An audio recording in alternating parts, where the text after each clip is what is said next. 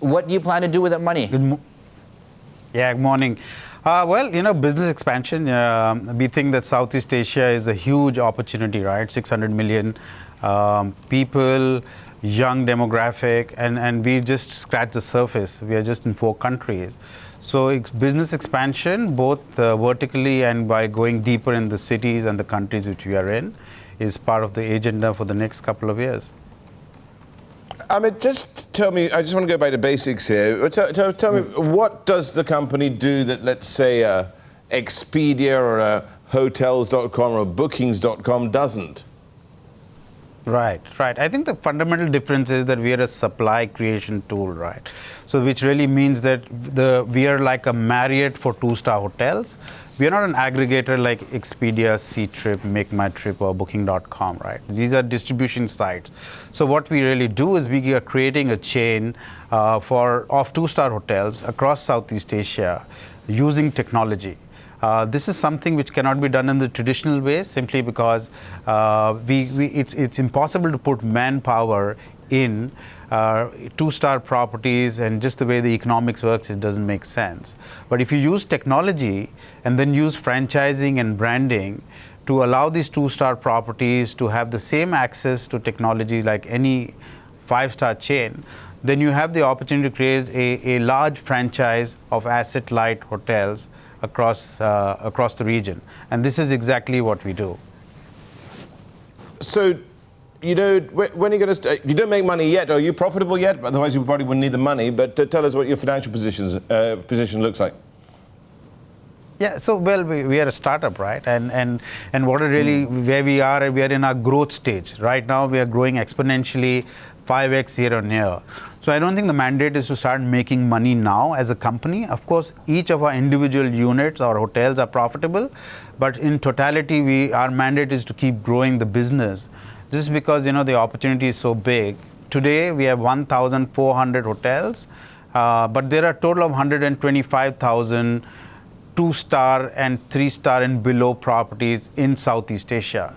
So what that really means is we have the business model worked out, we have the funding, we reach a particular scale, but the opportunity is so big that we are mandated to keep going after it and then reach profitability as a company at a slightly later stage, maybe a couple of years down the line. And do you honestly see a path to profitability? I mean, I know that might be a few years ahead, but we've seen, and I won't name names, several tech companies already quite big, some already listed, that it's not clear how they get from the current point to that point when they actually make money. Yeah, no, absolutely, you're very right. But these are you can count these companies in single digits, right? So these are companies which are funded by very, very large amounts of capital, and therefore making money doesn't really comes later to them, or is not part of the mandate. But if you look at a company like ours, which is based on sound fundamentals and is also backed by prudent investors, not making money and just going crazy after crazy growth is not part of the way we do our business, right? So we have got a very, very firm eye on the company's profitability. At any stage, we are always looking at how far are we from profitability. But just the way the ecosystem works, right? It does reward growth. Nobody wants a small and medium enterprise to be formed by a tech company. So this is not a lifestyle business. Obviously, everybody wants a billion, $2 billion, $5 billion kind of outcome. And also the venture capitalists who are funding you, right? The way they're looking at things is that whether this company is going to make sufficient returns for them to return to give them the returns over that fund, and also to take care of some of the other companies which they funded and have probably not made the cut. And so growth is paramount. Everyone's looking for a big outcome, and just the way we look at our business, we are very, very focused on keeping the fundamentals intact while keeping being touching distance from profitability and not ignoring growth, right, which is paramount. You're looking at a potential IPO, 2 to 3 years ahead. Where would you list in your view? What are you looking at? I know it's a bit down the road. Yeah, well, it's still very, very early, very speculative, right? But I think in my previous company, we listed on NASDAQ. I mean, the company I was working for. I think that's logical. They understand business models, and there is fair amount of understanding for and appreciation for businesses in emerging markets like China, India, and now Southeast Asia. I don't know yet. It's still very, very far away. Right. I mean, it's part of our agenda, but we are not so close to have made any decisions on that.